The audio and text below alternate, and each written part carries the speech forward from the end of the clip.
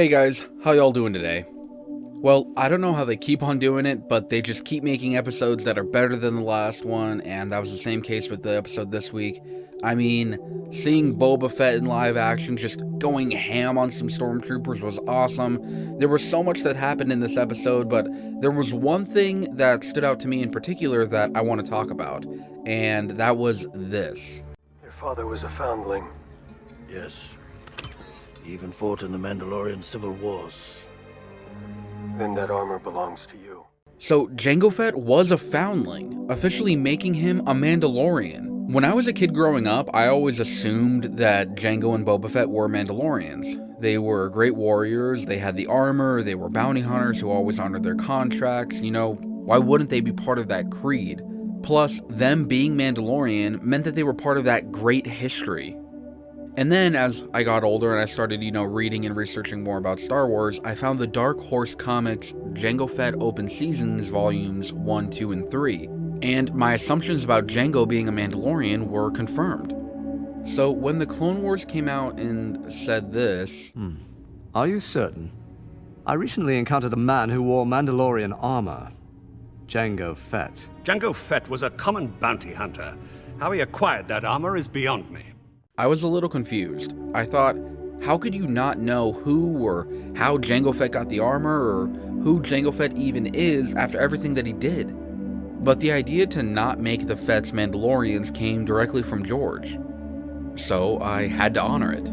However, with The Mandalorian, the show, now saying that Fett was indeed a Mandalorian foundling and that he fought in the Mandalorian Civil Wars, does this mean that his Legends backstory is now back in play? But before we get too far into today's video, remember to subscribe for more Star Wars content. Now, let's get back to it.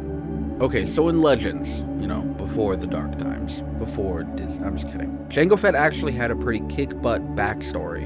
In the Dark Horse comic called Jango Fett Open Seasons Volumes 1, 2, and 3, we learned about a young Jango and the man who would eventually become the template for the clone army of the Galactic Republic, as well as the most feared bounty hunter in the galaxy. So in the first issue, we learned that Jango was born on Concord Dawn. It was a farming planet that had long been controlled by the Mandalorians, ever since the days of the Old Republic when the Mandalorian Neo-Crusaders ventured out to conquer the galaxy. The planet was also the site of several battles during the Mandalorian Civil Wars, between the Death Watch led by Tor Vizsla, who was a member of the same clan as Pre Vizsla, whom we saw in the Clone Wars, and the true Mandalorians, led by Jester Myril, who at the time was considered Mandalore, or the leader of the Mandalorian people. During one of these battles, Jester Myril came across the Fett's farm, and asked him if his men could take refuge there. Jango's dad, of course, agreed, and it was a choice that would eventually cost him his life. So the Death Watch came and they found the true Mandalorians on the Fett's farm, and killed Jango's parents. They also burned the farm fields as they continued searching for Myril and his other Mandalorians. Jango, however, managed to escape his parents' untimely demise and led Jester Myril and his fellow Mandalorian warriors down an irrigation tube so they could escape the flames. Myril felt responsible for what happened to Jango's parents and knew that he now owed Jango some form of vengeance. So the group set off to ambush the Death Watch extremists who had murdered his family. Just as Death Watch was preparing to rest, the true Mandalorians and Jango Fett attacked them and wiped them out. After the battle was over, Jango wondered what he was going to do. He was now an orphan, his family farm was gone, he literally had nothing. It was at this moment that Jester Myril, Mandalore himself, took Jango under his wing as a foundling. The two would grow close as father and son, and eventually Jango would take on the mantle of Mandalore after Myril's passing. I won't get into the rest of what happened, but there was a lot, and it all says that Jango Fett was a bad-A warrior, and he was a foundling, and he was indeed a Mandalorian. Basically, that's the whole thing. So again, when the Clone Wars stated that Jango Fett wasn't a Mandalorian, I was confused. I just assumed that Prime Minister Almec just didn't know about Jango Fett. But then again, Jango was Mandalore, leader of the Mandalorian people, or at least the true Mandalorians, and he was responsible for the demise of Death Watch, at least in Legends. So how could Prime Minister Almec not know about him? But I accepted that there was some larger explanation at play. I mean, after all, this was George Lucas who said that Fett wasn't a Mandalorian, so I mean, obviously whatever he says goes. But then, in this Disney era of Star Wars, Jon Favreau gives us this. So Jango Fett was a foundling, just like Din Djarin, and he fought in the Mandalorian Civil Wars, which is now canon. So, does this mean that Jango's whole backstory is now what it was? And if it is, then this means that Jango Fett was 100% a Mandalorian, and not just any Mandalorian, but he was Mandalore.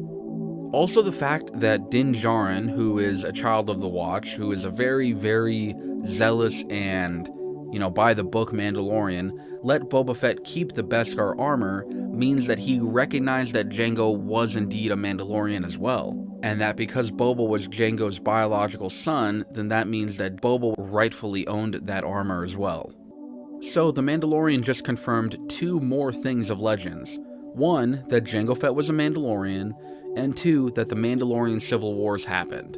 I think it would be awesome to see. Who knows, maybe we'll see the Mandalorian Civil Wars in a flashback type of thing in The Mandalorian. I don't know. I mean, I just love this show. The Mandalorian just keeps getting better and better.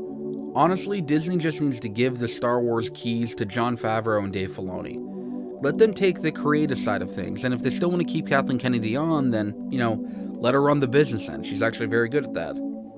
There, a compliment. I may make a video, man, I got a ton of videos to make, but I may make a video about the Dark Horse comics and go over the full backstory of Jango Fett and exactly how he became who he was. Who knows, maybe in the future.